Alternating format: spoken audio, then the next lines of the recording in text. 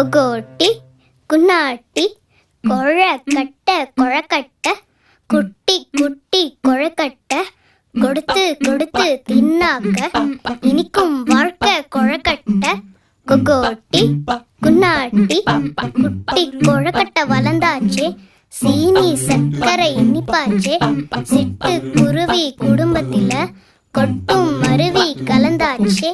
கொகோட்டி குன்னாட்டி ஆல மரத்துல ஏறாத மாங்காய பறிக்காத, மாங்காய் மரத்துல ஏறாத தேங்காய பறி